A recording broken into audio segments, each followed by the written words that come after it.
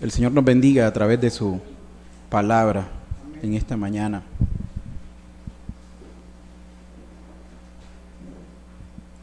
La semana pasada el hermano Carlos vino y estuvo aquí entre nosotros y nos estuvo abordando acerca de un Dios perdonador. Bajo ese tema estaba hablando. Y la verdad es que Dios es grande en misericordia y nos perdona. Yo creo que es incomprensible entender cuánto nos perdona Dios. Imaginemos cuántos pecados podemos tener nosotros y Dios está dispuesto a perdonarnos. Y cuando nosotros pecamos, al primero que ofendemos es a Dios. Sin embargo, a esa persona que nosotros ofendemos, Él está dispuesto a perdonarnos. Cuando nosotros somos ofendidos, nosotros esperamos que nos lleguen a pedir perdón. Sin embargo, no nos movemos nosotros a buscar a aquel que nos ha ofendido, sino que estamos esperando nosotros que venga la persona que nos ofendió a pedirnos perdón, ¿verdad? Y Dios es todo lo contrario, porque nosotros lo hemos ofendido y Él nos busca a nosotros. Nosotros le hemos hecho males y Él siempre nos hace bienes. Dios no hace ningún mal a nadie y nosotros hemos ofendido a Dios. Cuando pecamos, estamos ofendiéndolo en su cara, le estamos diciendo que no creemos en su palabra y Dios está ahí siempre con ese amor, con esa misericordia, buscando cómo perdonarnos. Medita en tu vida y piensa o recuerda cuánto y cómo has ofendido a Dios. La verdad es que en lo personal, innumerables veces. Sin embargo, Dios, en vez de rechazarme o darme la espalda, ahí está, siempre buscando cómo perdonarme.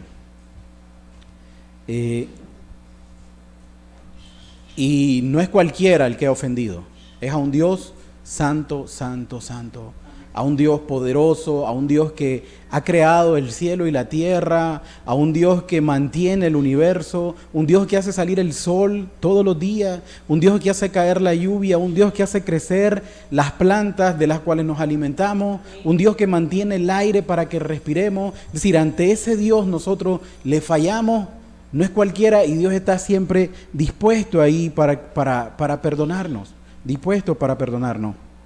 Cuando nosotros meditamos en esto realmente, entendemos lo que dijo el apóstol Pablo cuando él se comparó al primero de los pecadores, que decía: palabra fiel y digna de ser recibida por todos, que Cristo Jesús vino al mundo para salvar a los pecadores, de los cuales yo soy el primero. Pablo se cataloga a sí mismo como el mayor de los pecadores, el mayor de los pecadores. Es decir, si tú te crees súper pecador, si tú te crees que has ofendido a Dios en innumerables cosas, Pablo te dice, con permiso, no hay nadie que haya pecado como yo pequé. ¿Sabes qué? Dice Pablo, yo perseguía a la iglesia para andar matando a todo aquel que predicaba el nombre de Cristo. Y la verdad que eso me marca, porque mientras yo lo perseguía para acabar con él, él me perseguía para darme vida. Soy el primero de los pecadores, dice Pablo. Y al entender esto, que guiado por el Espíritu Santo, nosotros realmente vemos ese gran amor y ese gran perdón de Dios para con nosotros. Ese gran amor y ese gran perdón de Dios para con nosotros. Vamos a orar para poner la enseñanza de hoy en sus manos.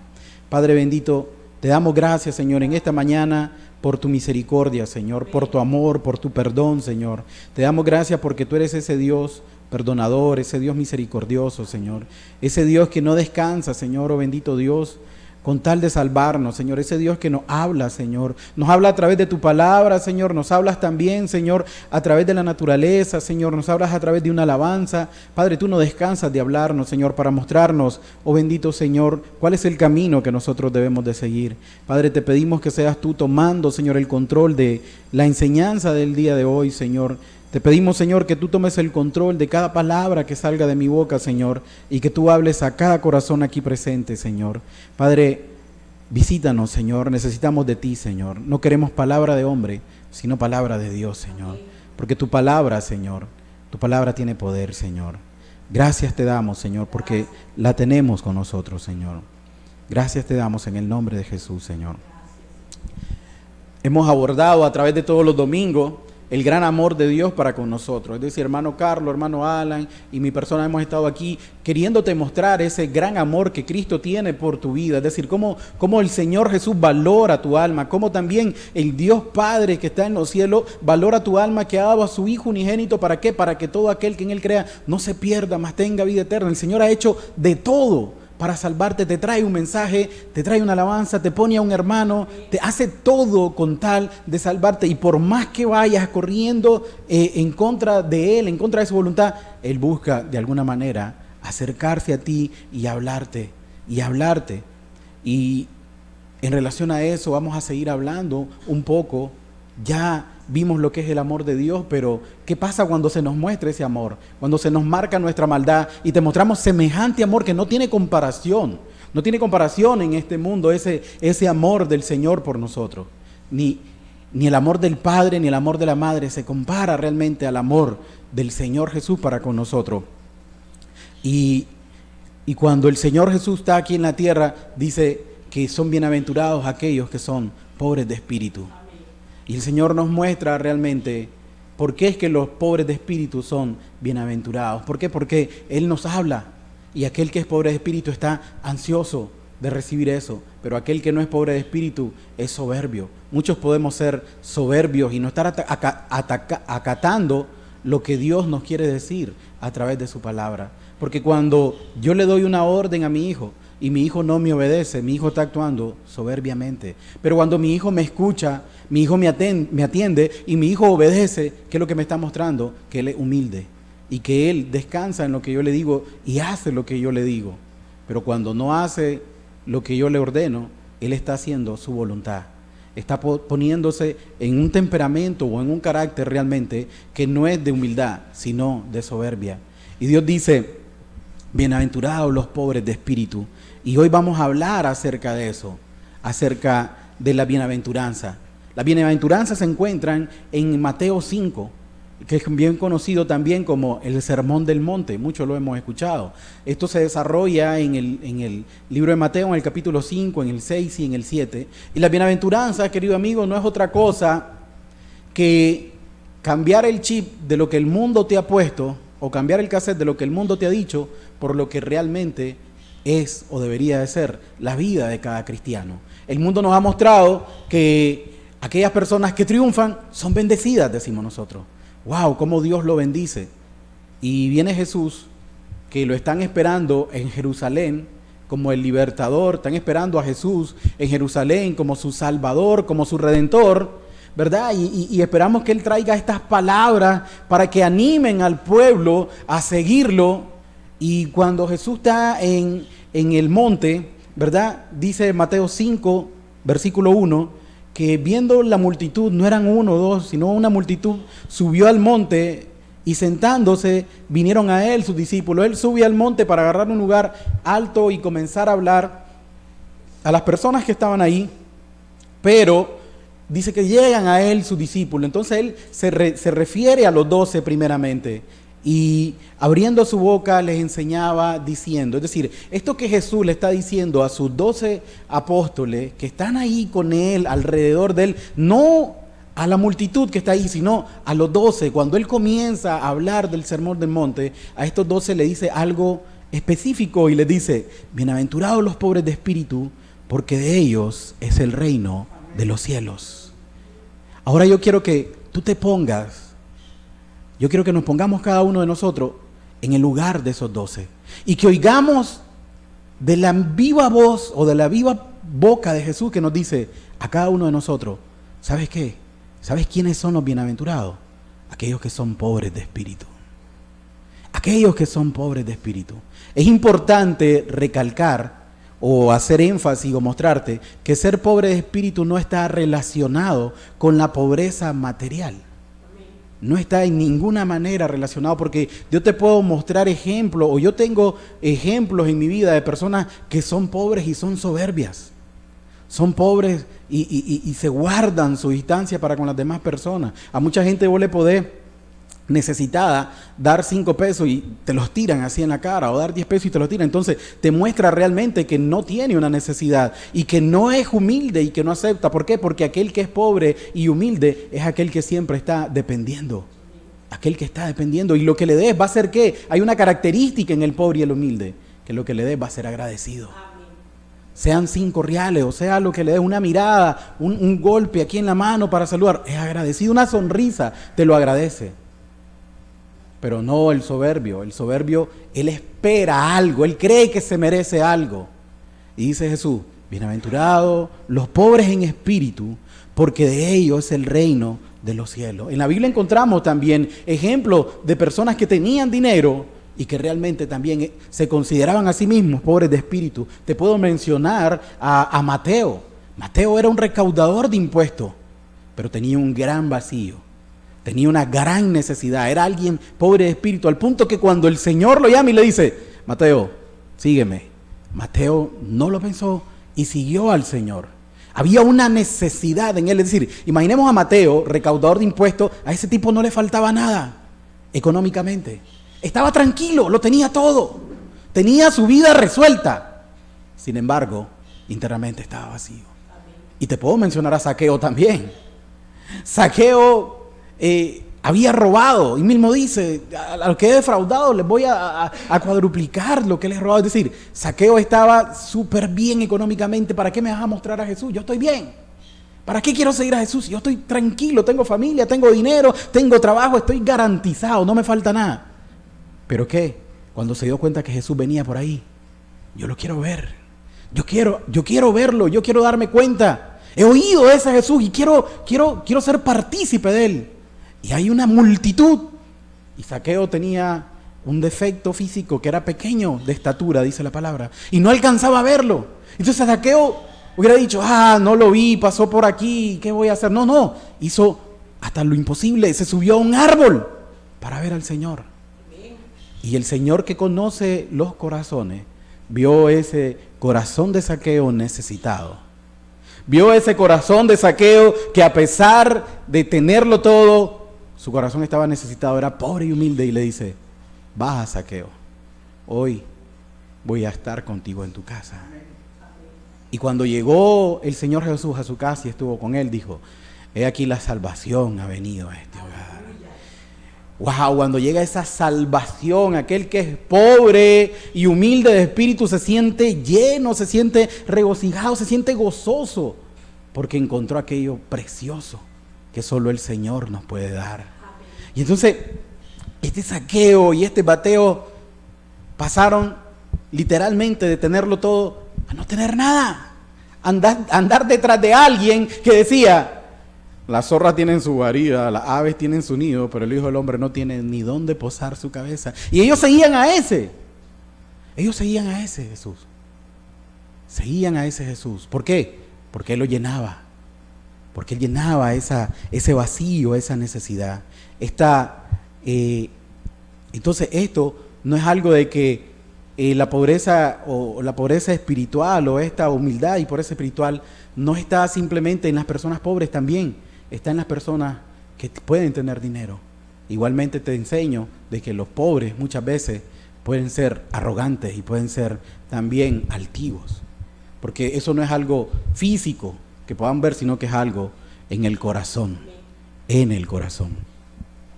y realmente esta actitud de pobreza espiritual, humildad espiritual, te digo honestamente, debe estar en la vida del cristiano desde el momento en que se convierte, en el momento de toda su vida, hasta el día en que se muera o venga el Señor Jesús.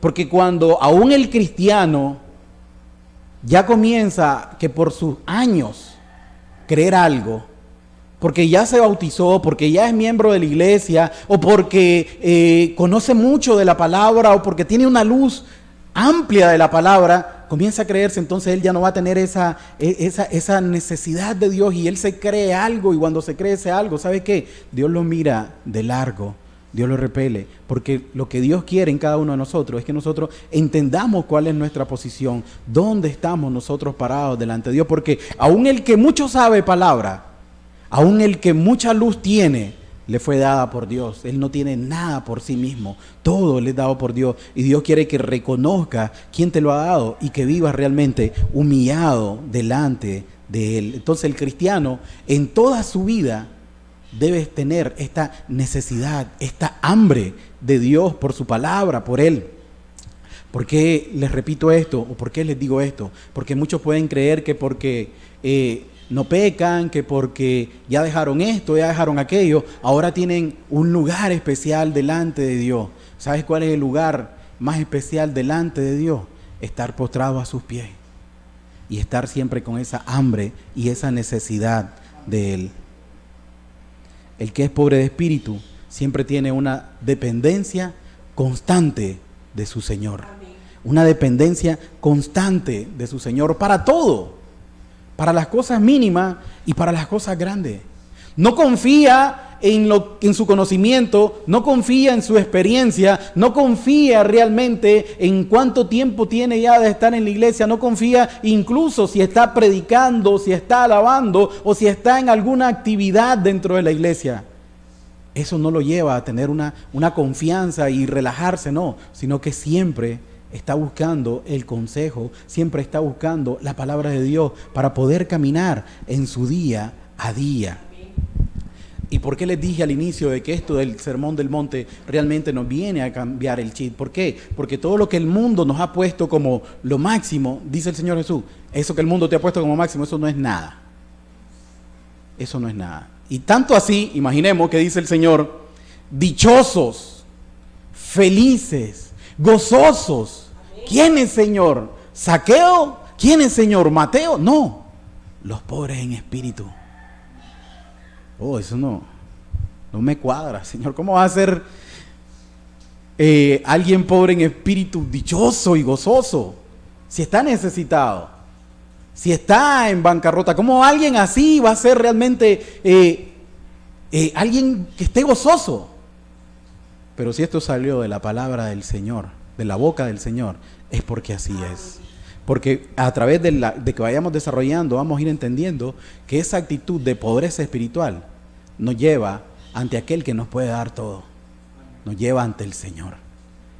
Pero si tú no te consideras pobre, nunca vas a dirigir tus pasos hacia Dios. ¿Por qué? Porque te vas a quedar en ti mismo. No vas a avanzar hacia el camino que Dios quiere que avances, que es yendo hacia Él. Entonces esa pobreza, esa necesidad, esa bancarrota nos lleva a los pies del Señor. Pero muchas veces nosotros nos creemos ricos en nuestra propia mente. Nos creemos ricos por la edad que tenemos, porque somos jóvenes, porque tal vez tenemos algún tipo de conocimiento, algún tipo de carrera, de dinero o experiencia dentro de la iglesia o algo. Y entonces viene a depositar tu riqueza en eso y te dice Dios, ¿sabes qué? Tú eres un pobre realmente y no te has dado cuenta.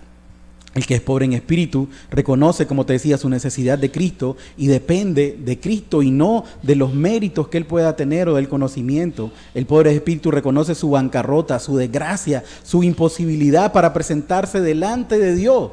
Si él se presenta delante de Dios, simplemente es por medio de lo que Cristo hizo en la cruz del Calvario, no por lo que él haya dejado los pecados o comience una vida que el que fumaba ya no fuma y el que tomaba ya no toma. No. Eso no te hace apto para presentarte delante del Señor. Lo único que nos puede a nosotros presentar delante de Dios es Cristo Jesús en la cruz del Calvario. Es lo único que nos puede presentar. Y el pobre de espíritu lo sabe. Y como lo sabe, necesita de ese Cristo. Necesita de su Señor para poder presentarse delante de Dios. Delante de Dios. Esa pobreza y esa humildad espiritual se demuestra, como te digo, en alguien que está realmente necesitado, pero urgente de Dios, Siempre está buscando el consejo por medio de la palabra de Dios. El pobre en espíritu no confía en sí mismo, sino que anda buscando esa gracia, esa misericordia de Dios para con él con desesperación. ¿Por qué? Porque la necesita, porque si no tiene el consejo del Señor, no puede realmente dar un paso firme.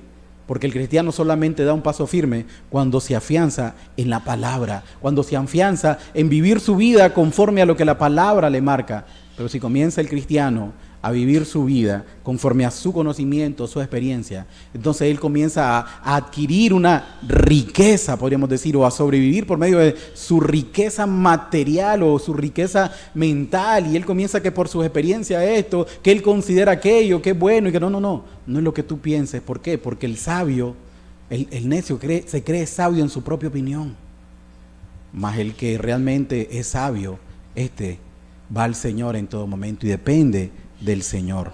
Entonces, esas palabras que nos deja Mateo 5, donde dice, bienaventurados los pobres en espíritu, porque de ellos es el reino de los cielos, nos muestra o aprendemos que nosotros como personas no tenemos los recursos espirituales para presentarnos delante de Dios. Nosotros no tenemos o no podemos cumplir por nuestra propia fuerza el llamado o lo que Cristo nos solicita para que podamos ir a Él. No tenemos, nosotros estamos en bancarrota. Y cuando nosotros nos damos cuenta que estamos en bancarrota, bienaventurados eres. ¿Por qué? Porque ahora vas a buscar a aquel que te puede suplir, aquel que te puede llenar. ¿Por qué? Porque todo lo que tú buscas, tú lo buscas en el mundo. Tú buscas en el mundo ¿qué? Una pareja, hijos, casa, carro. Tú buscas una carrera, tú buscas el éxito.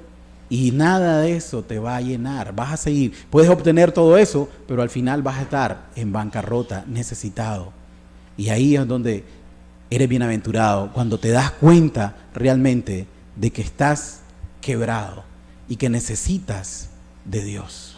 Y ahí el que es pobre, el que está realmente humillado delante de Dios, dice, todo lo he conseguido en esta tierra, todo lo tengo, pero todavía estoy vacío. ¿Por qué te sientes vacío? Porque estás necesitado de Dios. Y te das cuenta que espiritualmente estás en bancarrota. Y dice el Señor, en ese momentito, cuando te das cuenta que estás en bancarrota espiritual, en ese momentito eres bienaventurado. ¿Por qué? Porque asistes a donde tienes que asistir, a Cristo, y ya dejas de buscar en este mundo lo que este mundo te puede ofrecer. Entonces, el Espíritu en ese momento nos muestra qué es lo que nosotros debemos de hacer para alcanzar el propósito para el cual nosotros fuimos creados. Y es buscar a nuestro Creador, seguir a nuestro Señor. En la Biblia nos muestran varios ejemplos de personas que aún habiendo logrado algo, tenían esa actitud también de pobreza y necesidad espiritual. Es decir, tenemos varios ejemplos. Por lo general, todos los hombres que aparecen en la Biblia tenían esa característica. Eran personas que estaban siempre necesitadas de su Dios. Estaban realmente con un espíritu contrito, con un espíritu humilde delante de Dios. Moisés es uno de ellos. En Moisés, una vez que hubo sacado al pueblo de Egipto, imaginemos esto, Moisés es llamado por Dios y Moisés es llamado para ser ¿qué? El libertador de un pueblo, más o menos 600,000 personas, de una sola persona, Moisés, y sobre él recaía toda esa responsabilidad, y Moisés va adelante del faraón a hablar por todo el pueblo, y se logran las 10 plagas, y el corazón del faraón cae, y Moisés sale con el pueblo, y pasan todos los milagros que nosotros ya sabemos, ¿verdad? La columna de fuego, ¿verdad? Que lo guiaba de noche, y también la nube que lo guiaba de día, y no solamente eso, le abre el mar, le da agua de la roca, y también le da pan del cielo, carne del cielo por medio de las codornices, y Moisés está presente en todo eso, y Moisés tenía el respeto realmente de su pueblo. El pueblo realmente respetaba a Moisés. Entonces Moisés podría haberse creído. Y cuando Dios le dice, ok, van a continuar por este camino para llegar a la tierra prometida, porque cuando los había sacado no lo había llevado todavía a la tierra prometida, Moisés hay un momento en que le dice, ¿sabes qué, Señor? Yo no doy un paso más si tú no vas conmigo. Yo no doy un paso más si tú no vas conmigo. Moisés hubiera confiado y decir, yo conozco el camino, yo creo que es por allá, vos me dijiste y ahora yo lo voy a seguir guiando. No.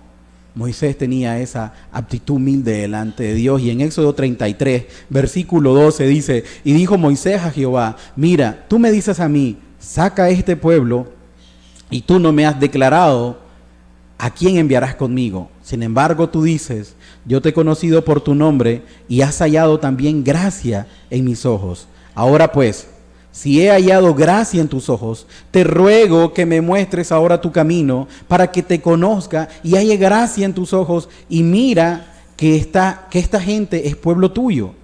Y él dijo, mi presencia irá contigo, y te daré descanso. Y Moisés respondió al Señor, si tu presencia no ha de ir conmigo, no nos saque de aquí. ¿Qué le dijo? Te ruego. Cuando alguien está necesitado de Dios, cuando alguien reconoce su posición delante de Dios, le ruega a aquel que está más arriba. Y en este caso Moisés le está rogando a Dios. Y Moisés le dice, yo no soy nada, yo no puedo guiar a este pueblo si tú no vas conmigo. Esa es la actitud realmente de alguien que está necesitado de Dios. Incluso Moisés es conocido como uno de los hombres más mansos sobre la faz de la tierra. Moisés es conocido como uno de los hombres más mansos sobre la faz de la tierra. Y manso realmente tiene que ver con humildad. El mismo Señor muestra en su palabra que Moisés era uno de los hombres más mansos. No había como él un hombre más manso y humilde sobre la faz de la tierra. Imagínense, después de ver tantas proezas y que pasaron por decir algo, Dios usó a Moisés para eso. Y Moisés no se enalteció, sino que Moisés realmente estaba siendo siempre manso y humilde delante de Dios. Otro que también tenía esa actitud de humildad delante de Dios era el profeta Isaías. El profeta Isaías, imaginemos lo siguiente, dice Isaías que cuando Dios lo llama, le muestra un panorama del cielo. Le muestra un panorama del cielo. Yo no sé a quiénes le ha mostrado Dios un panorama del cielo. Tal vez lo has visto en imágenes, tal vez lo has visto en la televisión, pero no. Dios le habló a Isaías y le mostró realmente cuando lo llamó, ¿verdad? Le mostró el cielo. Dice en Isaías 6, versículo 1, el año que murió el rey Usías, vi yo al Señor sentado sobre un trono alto y sublime, y sus faldas llenaban el templo. Dice Isaías, el día que murió el rey Usías, yo vi al Señor sentado en su trono. Imaginemos qué visión la que tenía este hombre. Sentado en su trono, alto y sublime, y sus faldas llenaban el templo. Por encima de él habían serafines, es decir, encima del Señor, alrededor del Señor, habían serafines, cada uno tenía 6 alas, con 2 cubrían sus rostros, con 2 cubrían sus pies, y con 2 volaban. Imaginemos que los mismos serafines están cubriendo sus ojos. ¿Por qué? Porque no pueden ver al Señor. Y dice Isaías, yo, este ser humano, vi al Señor. Y los serafines que estaban alrededor de ellos tenían 6 alas, pero 2 de sus alas tapaban sus ojos. ¿Por qué? Porque ellos no podían ver al Señor, pero yo vi al Señor, dice. Yo vi al Señor, así empieza diciendo. Dice, el uno daba voces diciendo, santo, santo, santo, Jehová de los ejércitos, toda la tierra está llena de su gloria. Y los quiciales de las puertas se estremecieron con la voz que clamaba, y la casa se llenó de humo. Es decir, los quiciales de las puertas comenzaron a temblar, y la casa se llenó de humo ante la presencia del Señor. Entonces dije yo, dice Isaías, ay de mí que soy muerto, porque siendo hombre inmundo de labios, y habitando en medio de pueblo que tiene labios inmundos, han visto mis ojos al Rey, Jehová de los ejércitos. ¡Ay de mí! Dice, qué temor el que le entró a Isaías en ese momento, que dice, ¿quién soy yo? Si los mismos querubines tienen tapados sus ojos, ¿quién soy yo para ver al Rey? ¿Quién soy yo? Entonces dice, yo no me merezco esto. Yo soy alguien que realmente soy de labios inmundos y vivo con gente de labios inmundos. Él está reconociendo su pecaminosidad, está reconociendo su posición delante de Dios. Y Dios mira ese corazón humilde. Y ya sabemos lo que nos sigue diciendo en Isaías 6, de que mandó a uno de los querubines y realmente vino y le puso un tizón en su boca, ¿verdad? Y fue el llamamiento que hubo de parte de Dios para Isaías. Otro que reconoce su posición delante de Dios es Pedro. Pedro en la pesca milagrosa, cuando había pasado toda la noche pescando, y se acerca el Señor en ese momento y le dice, Pedro, me voy a montar en tu barca, y ¿sabes qué, Pedro? Echar un poquito para atrás porque vamos a hablar a la gente. Y Pedro está hablando, y el Señor está hablando con la gente desde la barca de Pedro, ¿verdad? Y entonces, en ese momento, termina de hablar y ahora le dice, ¿sabes qué, Pedro? Ahora vamos a ir a pescar. Y le dice Pedro, Señor, pues toda la noche hemos pasado haciendo eso. Este es mi trabajo y no hemos hallado nada, Señor. La corriente se llevó los peces, aquí no hay nada. ¿Tú sabes qué, Señor? Vamos, porque me lo decís, lo vamos a hacer. Dice en Lucas 5 está ese relato. Lucas 5, vamos a leer del versículo 4 en adelante. Cuando terminó de hablar el Señor Jesús, ¿verdad? Cuando terminó de hablar el Señor Jesús, dijo a Simón, boga mar adentro y echa vuestras redes para pescar. Respondiendo Simón le dijo: Maestro, toda la noche hemos estado trabajando y nada hemos pescado, mas en tu palabra echaré la red. Y habiéndolo hecho, encerraron gran cantidad de peces y su red se rompía. Entonces hicieron señas a los compañeros que estaban en la otra barca para que viniesen a ayudarle, y vinieron y llenaron ambas barcas de tal manera que se hundían. Imaginemos que aquel que había pasado toda la noche pescando no había logrado nada, y apenas el Señor le dice: ¿sabes qué? Tirar la red de ahí. Las redes se llenaron a tal punto que tuvieron que llamar a sus compañeros para decirle: ayúdenos, a otras barcas que todavía estaban allá, ayúdenos porque se nos va a hundir la barca, de tantos peces. Aquellos vinieron, pero cuando Simón, dice, viendo esto, Simón, Pedro, cayó de rodillas ante Jesús diciéndote: apártate de mí, porque soy un hombre pecador. Pedro en ese momento reconoció que él era un pecador y que no era digno ni siquiera de estar ahí junto al Señor. Y esto es lo que muchas veces nosotros necesitamos, reconocer realmente que no somos dignos de que podamos estar incluso aquí sentados recibiendo la palabra de Dios. Pero muchos venimos y lo hacemos como ya un rito, o muchos podemos creer que ok, ya llegué a la iglesia, ya estoy bien con Dios.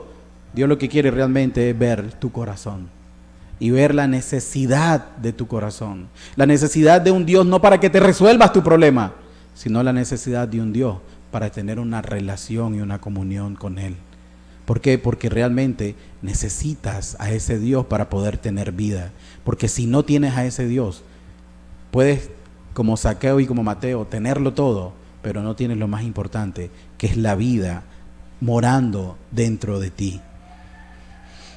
El Señor estaba ahí con Pedro en esa barca.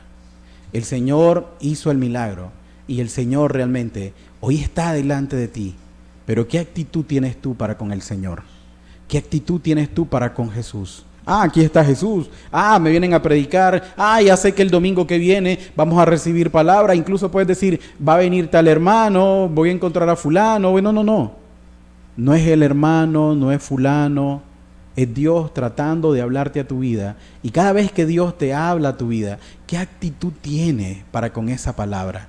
¿Cómo respondes a lo que Dios te habla? Porque aquí no venimos a predicar palabra, ¿para qué? Para que tengas mayor conocimiento. Para esa gracia te mando mensajes y te lleno tu teléfono de conocimientos para que tengas más conocimiento de la palabra. No. Lo que queremos hacer es mostrarte ese amor del Señor, esa misericordia del Señor, y que tú no te lo mereces. ¿Para qué? Para que puedas ir a Él realmente necesitado, para que tengas una relación con ese Dios que te ama, con ese Dios que igualmente quiere estar a tu lado y mostrarte que Él puede hacer grandes cosas en tu vida. Grandes cosas en tu vida. Y no me refiero realmente a como muchos predican la prosperidad, sino que realmente cambiar ese corazón de piedra. Cambiar ese corazón de piedra. ¿Por qué? Porque si fuera por conocimiento, ¿quién tenía mayor conocimiento que Pablo? Nadie tenía mayor conocimiento que Pablo. Incluso de los 12 que estaban ahí con el Señor, ni los 12 juntos creo yo que podían tener el conocimiento intelectual que tenía Pablo. Pablo era alguien realmente que se sabía la ley. Pablo era un fariseo de fariseo, dice él en un momento, ¿verdad? Y Pablo, Pablo no había donde lo pudieras encontrar falto. Pablo lo conocía todo. Y Pablo dice: yo no soy nada realmente. Pablo dice: yo no me merezco nada. Yo no me merezco nada. Entonces Pablo muestra su necesidad delante de Dios. Imaginemos Pablo, de una familia acomodada, era un fariseo, era alguien importante dentro de la sociedad. Y Pablo dice: la verdad que cuando se me mostró el Señor Jesús, yo descubrí que yo no me merecía esto. Primera de Corintios, capítulo 15, versículo 3 dice: porque primeramente os he enseñado lo que asimismo recibí, que Cristo murió por nuestros pecados conforme a las Escrituras, y que fue sepultado, y que resucitó al tercer día conforme a las Escrituras, y que apareció a Cefas, y después a los 12.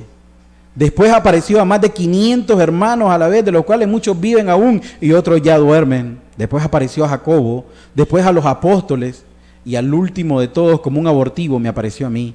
¿Por qué? Porque soy el más pequeño de los apóstoles, que no soy digno de ser llamado apóstol, porque perseguí a la iglesia de Dios. Sí, dice Pablo, yo no soy digno, yo soy un pecador, yo soy alguien que me creía. Y tú te puedes estar creyendo algo. Y sabes que si tú te crees algo, eso no te ayuda a buscar de Dios. ¿Cuántas iglesias están llenas de gente que se cree algo? Que porque el poco conocimiento que tiene, ya su corazón se ha envanecido. O por el tiempo que tienen en la iglesia, ya se han envanecido. O porque ya son bautizados. Muchos dicen, yo ya soy bautizado, yo ya tengo tanto tiempo de andar en la iglesia. ¿Y sabes lo que te va a decir el Señor? Y tienes un corazón soberbio. Tienes un corazón que ha confiado en sus proezas, que ha confiado en su conocimiento, que ha confiado en su caminar. Y no tienes un corazón humilde, un corazón necesitado. Y dice la palabra de Dios realmente que Él al altivo lo ve de lejos. Pero aún tú, en esa altivez, te puedes creer humilde. Te puedes creer humilde. Y ese es el peor engaño que puedes tener. Te puedes creer humilde como aquellos que fueron al templo, ¿verdad? Y dijo uno, sé propicio a mí, que soy pecador. Y el otro, ¿qué es lo que dijo? Yo no soy como este. Yo ayuno, yo diezmo, yo hago esto, yo hago aquello. Y dice el Señor Jesús, ¿quién cree ustedes que de los dos regresó perdonado a su casa? Aquel que reconoció realmente cómo estaba delante de Dios. Y Dios quiere que reconozca hoy que estás en bancarrota espiritual. Que sin Él no puedes hacer absolutamente nada. Porque separado de Él, nada puedes hacer. Dios quiere que reconozcas realmente que puedes tener hijos, nietos, familia, casa, dinero, salud, juventud, todo. Todo lo puedes tener. Pero si no lo tienes a Él, estás muerto. Estás muerto y estás quebrado espiritualmente. Y que toda decisión que tú tomes fuera de Él, de su voluntad, de su palabra, es algo que te va a pasar la factura tarde o temprano. Y esa factura va a ser cara. Va a ser cara. Entonces, el cristiano por eso camina, cada paso queda afianzado en la palabra. ¿Qué dice la palabra? No qué es lo que yo creo. ¿Por qué? Porque yo me puedo creer miles de cosas, pero la única verdad se encuentra en la palabra de Dios.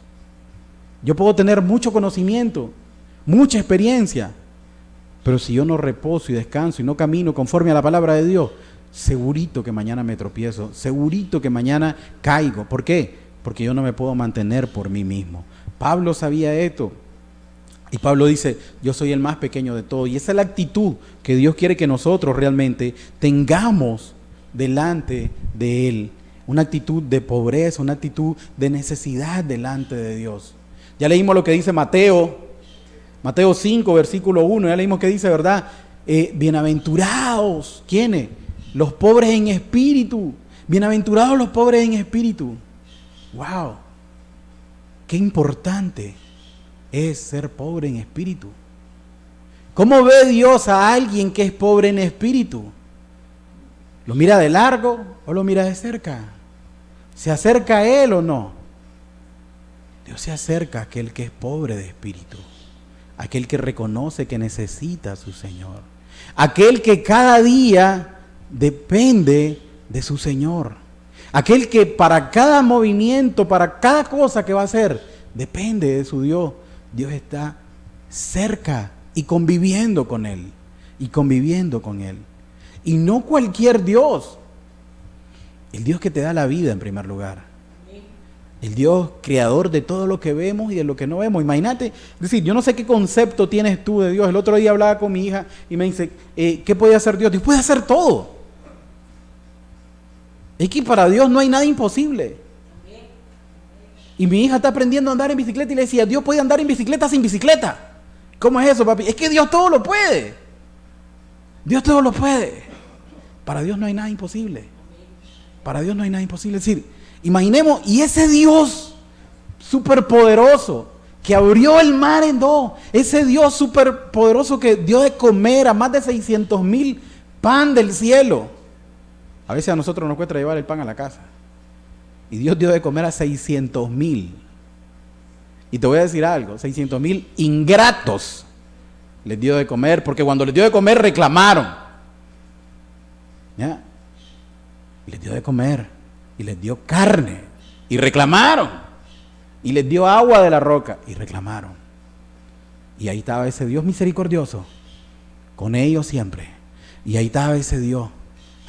Pero Dios estaba realmente con ellos. Y Dios creó todo, hizo todos esos milagros y hace milagros todavía. Hace milagros todavía en tu vida, en mi vida y en la vida de cualquier tipo de persona que podamos ver nosotros a nuestro alrededor. El solo hecho de que realmente no haya sido consumido es un milagro de Dios, porque por su misericordia todavía estamos hoy aquí.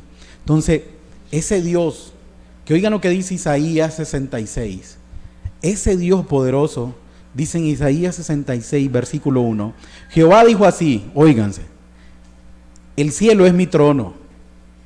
Oiga lo que dice. Jehová dijo así, el cielo es mi trono y la tierra el estrado de mis pies. Oigan, el cielo es mi trono y la tierra, esta tierra que nosotros vemos que es linda, la naturaleza, las cascadas, los edificios, cualquier cosa que nosotros veamos de esta tierra que nos deja con la boca abierta, dice, el cielo es mi trono y la tierra el estrado de mis pies. ¿Dónde está la casa que me habréis de edificar y el lugar de mi reposo? Es decir, ¿dónde voy a habitar yo? Dice el Señor. Si quiero que tengas en mente de que mi trono ahí donde tú estás sentado es el cielo. No es su casa, no es donde Él se mueve. El cielo simplemente es el trono del Señor. Ahí solo podemos hacernos una idea de la grandeza de ese Dios, que todo el cielo, ese es el trono del Señor. Ese es el trono. Eso no es su casa, no, ese es el trono donde Él se sienta.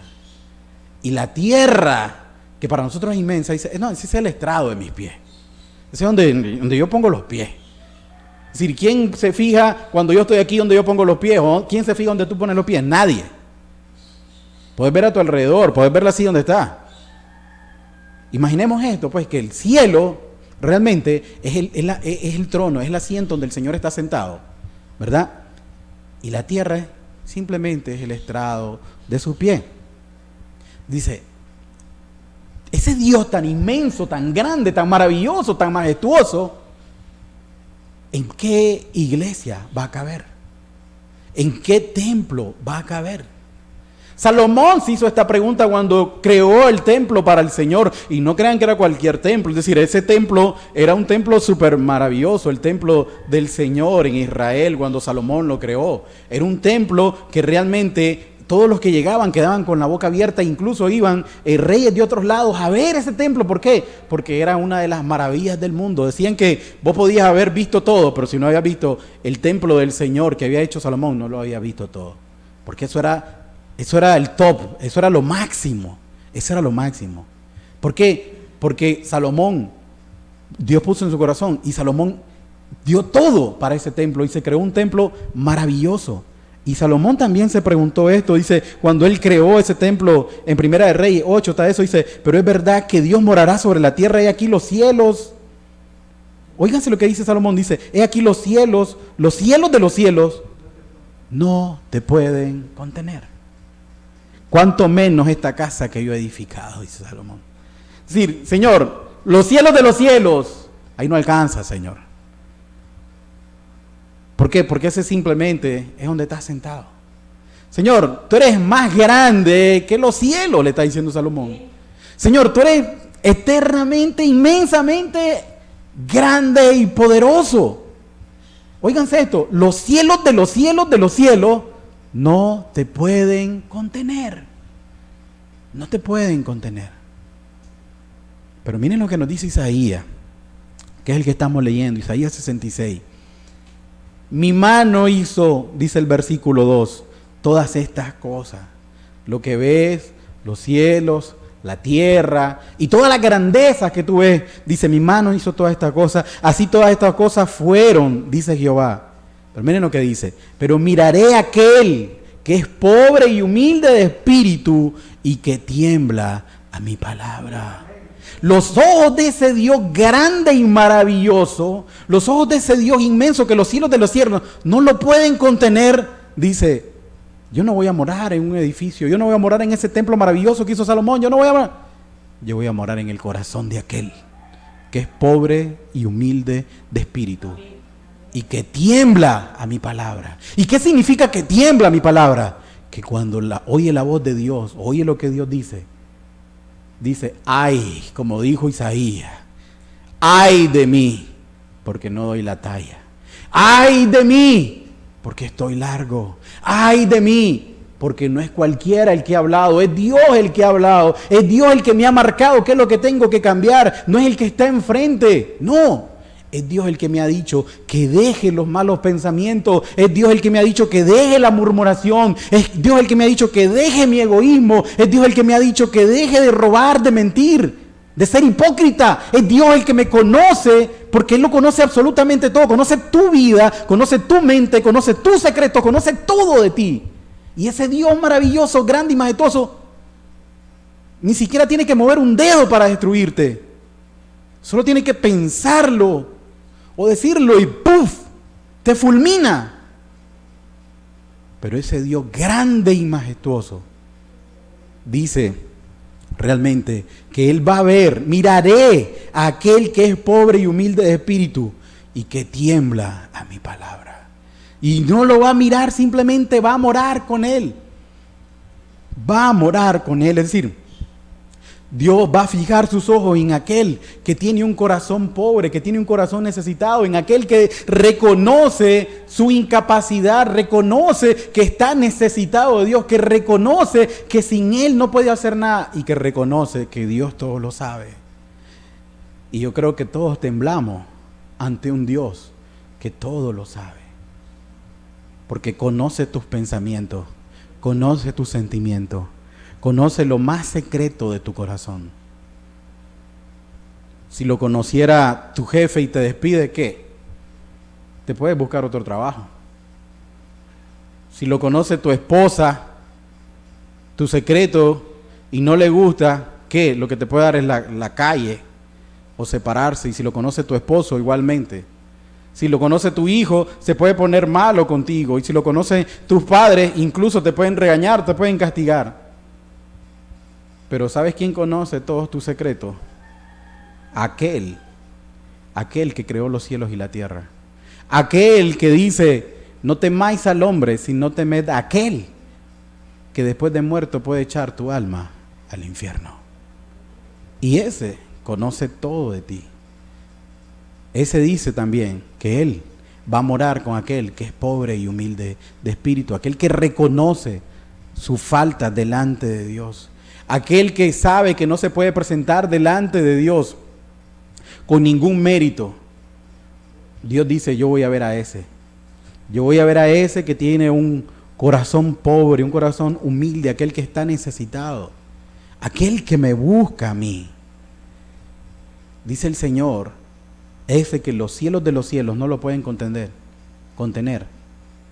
que Él va a bajarse hasta aquel corazón que es humilde y pobre de espíritu y que va a convivir con Él.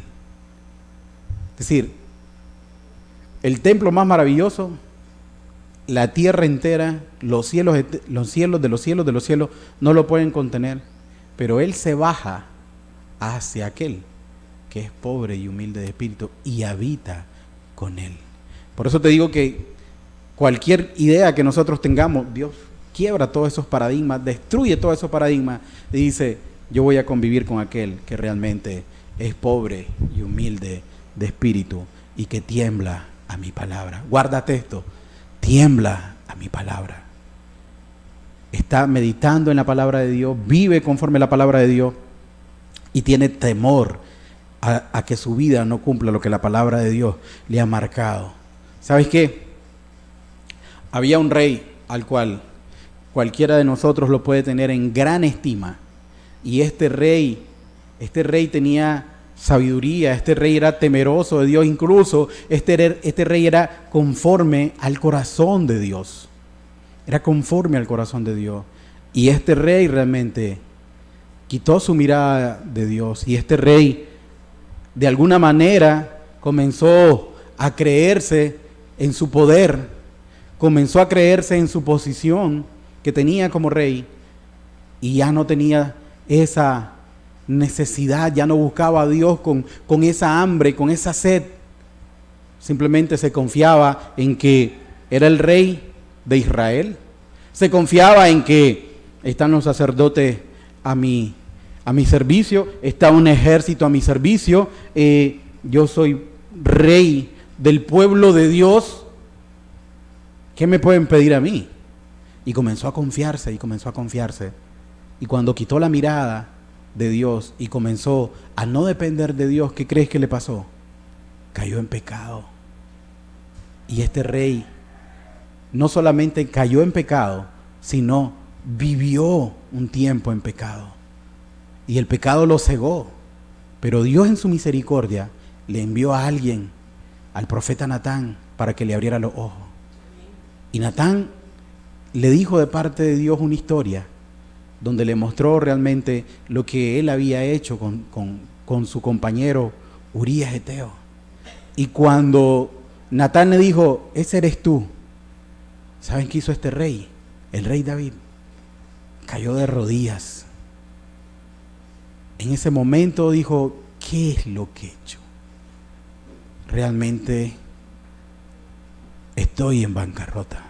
Óigase bien, el rey de Israel, que todo lo tenía, que todos los reinos caían ante él, no había alguien que levantara espada y pudiera vencerlo, sino que él los vencía. Es ese mismo rey David que venció a Goliat y a los filisteos y a cualquier ejército que se le enfrentara, lo vencía. Ese rey dice, pequé, estoy en bancarrota. Pequé, quité la mirada del Señor, me comencé a confiar en mí y caí en desgracia. Y el Salmo 51, que es el arrepentimiento de David, dice el versículo 1, ten piedad de mí, oh Dios. Es decir, ¿por qué le pide piedad al Señor? Porque aún él siendo rey, él reconoce a Dios como lo máximo. Y él reconoce que él, aún siendo rey, él no es nada delante de Dios.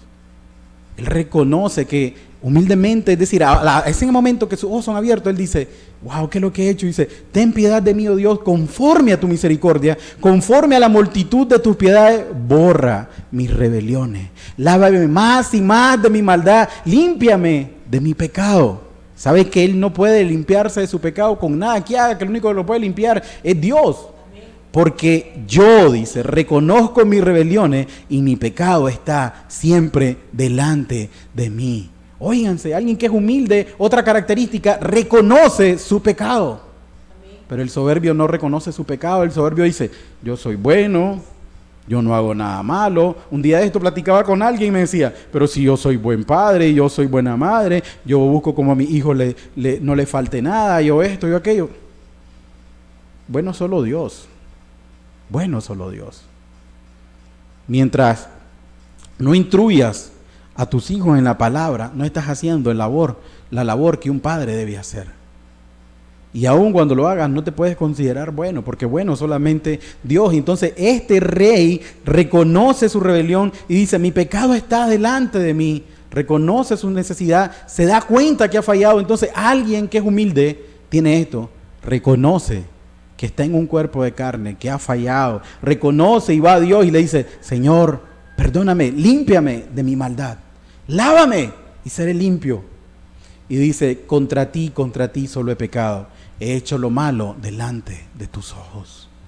Contra ti solo he pecado. Tú no has pecado contra tu hermano, tú no has pecado contra tu hijo, tú no has pecado contra tu padre, contra tu esposa, esposo, tío, primo, jefe, no, es contra Dios que has pecado. Contra ese Dios que los cielos no pueden contener. Contra ese Dios grande y majestuoso que por su misericordia hoy te da la vida. A ese le estás escupiendo la cara, lo estás pisoteando y contra ese estás pecando. Pero ese Dios misericordioso dice que si tienes un corazón humilde y necesitado, si tienes un corazón que reconoce su pecaminosidad, dice, yo miraré a aquel que es pobre y humilde de espíritu y que tiembla mi palabra. Yo estaré con él, yo moraré con él, yo estaré a su lado, habitaré en su corazón. David dice en el Salmo 51:17, los sacrificios de Dios son el espíritu quebrantado. Al corazón contrito y humillado no despreciarás tú, oh Dios. Tú no vas a despreciar un corazón que se humilla delante de ti. Y es que esa es la condición realmente. Esa es la condición realmente que Dios quiere de nosotros, que nos humillemos delante de Él. Que nos humillemos delante de Él y que reconozcamos nuestra falta, que reconozcamos nuestros pecados. Segunda de Crónicas 7:14, Dios hablándole a su pueblo, le dice, si se humillare mi pueblo, sobre el cual mi nombre es invocado. Óiganse bien, quiero que leamos bien esto que nos está diciendo el Señor en Segunda de Crónicas. Si se humillare mi pueblo, sobre el cual mi nombre es invocado, y oraren y me buscaren, y buscaren mi rostro y se convirtieren de sus malos caminos, entonces yo iré de los cielos y perdonaré sus pecados y sanaré su tierra. Pero leamos parte por parte, rapidito. ¿Qué es lo primero que pide el Señor? Que nos humillemos. ¿Que ores? No. ¿Que hagas la mueca que te vuelves a Él? No. Dice, si se humillare mi pueblo. Es lo primero. Y una vez ya humillado, dice, y oraren. Y oraren. No es cuánto invocas al Señor, no es cuánto hablas de que el Señor esto, el Señor aquello, o en el nombre del Señor. No. Si te humillas delante de Dios. Y realmente si te humillas delante de Dios, también vivirás humilde delante de los hombres. Dice, si se humillare mi pueblo, el que se humilla reconoce su necesidad. El que se humilla reconoce a Dios como su Señor. El que se humilla sabe cuál es su posición delante de Dios. Dice, si se humillare mi pueblo, sobre el cual mi nombre es invocado. Es decir, aquellos que invocan mi nombre, si se humillaren. ¿Cuál es la primera cosa que tienes que hacer? Tienes que humillarte, arrepentirte, reconocer que has hecho lo malo, reconocer que has pecado, reconocer que le ha faltado a Dios. Si se humillare mi pueblo sobre el cual mi nombre es invocado. Y oraren. Y si a esa hora, después de que se humillan, van delante de Dios y hablan con Dios y le dicen, Señor, como dijo David, ten misericordia de mí, ten piedad de mí, ten piedad de mí. Y buscaren mi rostro y se convirtieren de su malos caminos, es decir, se vuelven de su malos caminos. Pero lo primero que Él pide es que nos humillemos. Entonces yo iré de los cielos y perdonaré sus pecados y los sanaré. Y los sanaré. Realmente esta condición de pobres en espíritu es muy importante ante los ojos de Dios. Es muy importante ante los ojos de Dios. Es tan importante que dice el Señor, bienaventurados los pobres en espíritu, porque de ellos es el reino de los cielos. Si tú no eres pobre de espíritu, el reino de los cielos no es para ti. Te vas a quedar con el reino de esta tierra, te vas a quedar con los aplausos de esta tierra, con todo en lo que esta tierra pueda realmente obtener. Pero el reino de los cielos no es para ti. El reino de los cielos es para aquellos que están necesitados de Dios. El reino de los cielos es para aquellos que dependen de Dios, que necesitan a Dios en cada instante. Mira, alguien que es pobre no es, nosotros podemos decir, yo conozco gente pobre. No, el que está pobre no tiene absolutamente nada. Ese es el concepto de pobreza, que no tenés nada, que para poder vivir necesitas que alguien te pase un vaso de agua, que alguien te dé de comer. Esa es una persona pobre, que no tenés nada, absolutamente nada, y dependés solamente de lo que te puedan dar. Y así es el cristiano, depende solamente de su Señor. Él sabe que su vida depende de Dios y que su vida está en las manos de Dios y descansa en Dios. Y que el cristiano sabe que todo lo que pasa es por la voluntad de Dios y depende por eso de Dios. Vive para Dios y vive por Dios. Y entonces esa es la condición del cristiano. No está en lo que yo pueda hacer o no pueda hacer o argumentar. Puedes argumentar mucho, puedes decir mucho. Pero el cristiano realmente vive en dependencia de Dios, esperando la misericordia de Dios, viviendo de la misericordia de Dios. Entonces, realmente, esa bienaventuranza termina con una promesa. Porque es una bienaventuranza, es un gozo. Es decir, los pobres de espíritu, y la promesa es, aquellos que son pobres de espíritu, de ellos es el reino de los cielos. ¿Por qué? Porque ya dijimos que dijo el Señor, yo miraré a aquel que es pobre de espíritu y que tiembla mi palabra. Entonces, cuando el Señor viene, te mira y mora en ti, eres bienaventurado. ¿Por qué? Porque el reino de los cielos ha llegado a tu corazón. El mismo Dios está en tu corazón. Es decir, que solo aquellos que entienden su condición pecaminosa y reconocen su ruina espiritual son aquellos que se acercan a Dios y Dios los abraza, Dios se acerca también a ellos. Y Dios quiere esto en cada uno de nosotros. Dios quiere que nosotros reconozcamos realmente que somos esos pobres, esos que están en bancarrota, esos que necesitamos de Dios, porque sin Él no podemos hacer absolutamente nada. Y eso, ¿sabes a qué te va a llevar? A estar agradecido con Dios.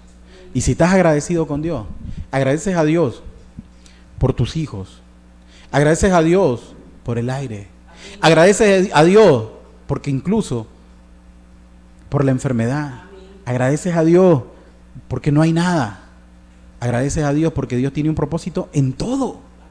Dios tiene un propósito en todo y tu vida está en las manos de Dios y dependes de Dios para todo.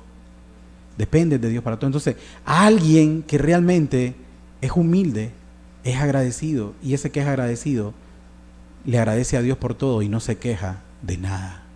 No se queja absolutamente de nada. Y eso es lo que Dios quiere crear en nosotros. La bienaventuranza, la primera bienaventuranza que estamos viendo, que es los pobres en espíritu, realmente tiene una gran promesa, y esa gran promesa es que de ellos es el reino de los cielos. De ellos es el reino de los cielos. Yo quiero que meditemos en esto y que reconozcamos si nosotros realmente somos esos pobres de espíritu. Y si no es así, le pidamos a Dios de corazón que nos muestre en qué tenemos nosotros puesta nuestra confianza. Que nos muestre por qué nosotros no hemos entendido que somos pobres realmente. Y que si no tenemos al Señor, no tenemos absolutamente nada. Tenemos que realmente pedirle a Dios de corazón que nos muestre de qué nosotros nos estamos jactando, en qué nosotros estamos realmente confiando. Mi oración realmente para con Dios es de que Dios abra nuestros ojos y nos dé entendimiento acerca de nuestra bancarrota espiritual cuando nosotros no estamos con Él. Es necesario que nosotros meditemos en esto y vivamos conforme a lo que Dios nos marca. Que vivamos conforme a lo que Dios nos marca en su palabra y dependiendo de Él en todo momento.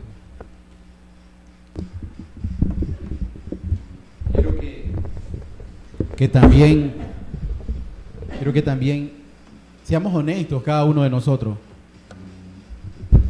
Seamos honestos y podamos ver si realmente somos esos pobres y humildes de espíritu que Dios demanda que seamos. O si somos soberbios, que es todo lo contrario realmente a la humildad. Pero para esto es importante que cada uno de nosotros nos revisemos. Sea cristiano o no sea cristiano, tenés que revisarte, porque esta no es una condición para los cristianos. Esta es una condición para todo el mundo. Dice la palabra de Dios que bienaventurados son los pobres en espíritu, porque de ellos es el reino de los cielos. Te puedes llamar cristiano, vivir una vida dentro de la iglesia, pero si tú realmente no eres pobre en espíritu, el reino de los cielos no te pertenece. Te pertenece a la iglesia, te pertenece el cargo, te pertenece cualquier cosa, los aplausos de la iglesia, pero no te pertenece el reino de los cielos. Es una condición realmente que pone el Señor. Y dice, ¿sabes qué? Aquellos que son pobres en espíritu, aquellos que viven necesitados de mí, aquellos que reconocen su maldad, aquellos que reconocen que son viles y que sin mí no pueden caminar, esos son a los que yo voy a acompañar, a los que yo me voy a acercar. Yo no me voy a acercar en aquel religioso que predique, en aquel religioso que alabe, en aquel religioso que levanta las manos, en aquel religioso que se cree. No, no. Aquel que es pobre y humilde de espíritu.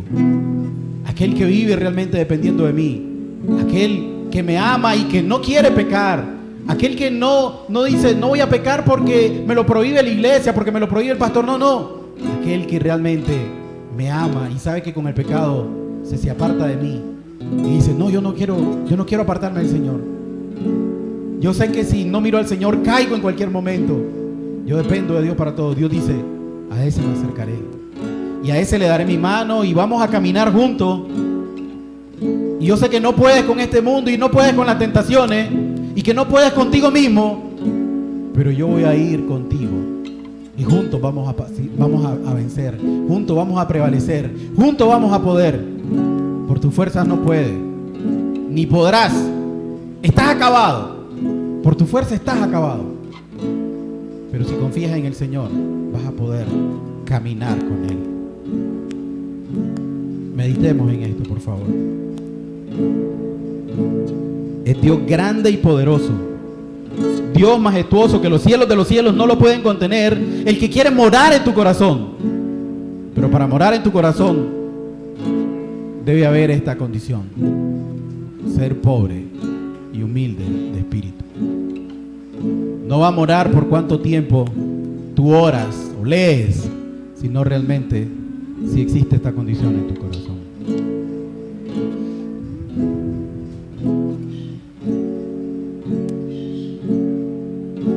Señor, tu nombre es grande en la tierra. ¿Quién morará con el fuego abrasador? ¿Quién subirá al monte de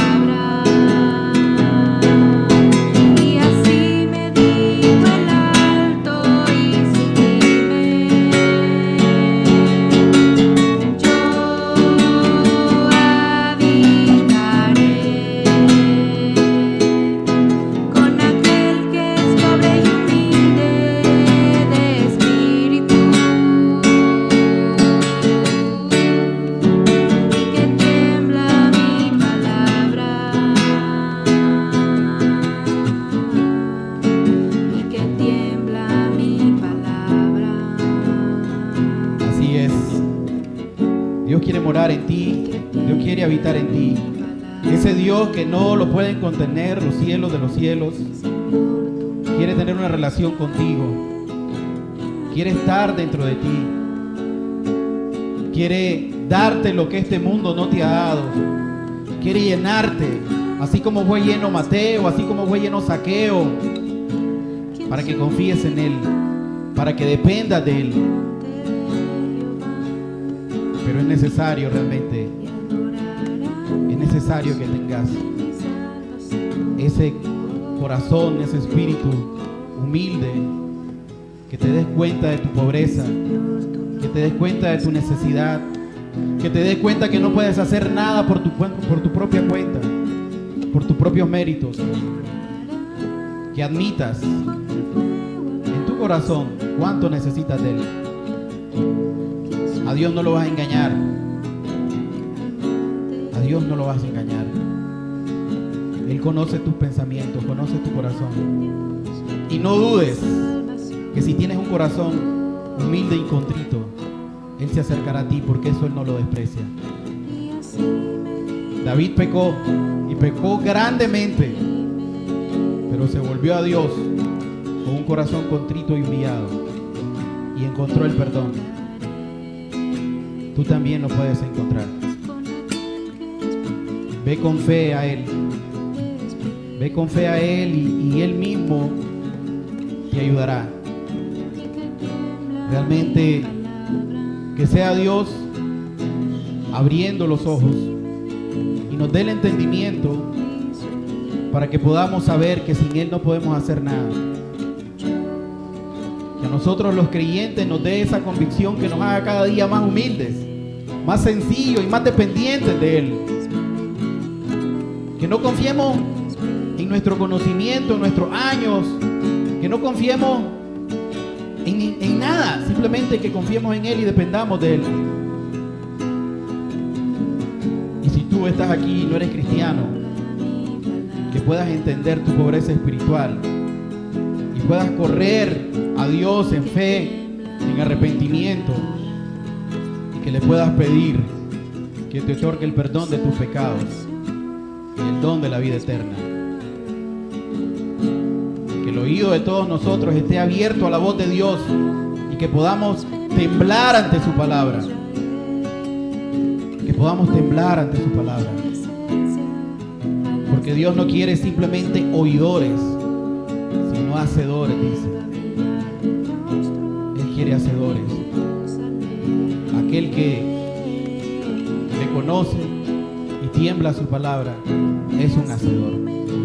Actúa conforme a lo que Dios le ha marcado y no se conforma a una religiosidad, ni se conforma con asistir a una reunión, sino que únicamente está conforme cuando hace la voluntad de su Dios. Gracias te damos, Señor. Gracias te damos, Señor, porque tú conoces todo de nosotros, Señor. Y si ha puesto esta palabra, Señor, es por el bien de cada uno de nosotros, Señor. Gracias te damos porque tú eres grande y sublime. Gracias te damos porque ese Dios que los cielos no pueden contener está hoy aquí con nosotros, queriendo tener una relación con cada uno, habitar en nuestro corazón, vivir en cada uno de nosotros. Gracias te damos, Señor, porque tu misericordia es mejor que la vida, Señor. Gracias te damos en el nombre de Jesús. Amén, Señor, y amén. Medita, querido amigo, medita, querido hermano, ante qué Dios estamos nosotros realmente. Es un Dios maravilloso, es un Dios majestuoso,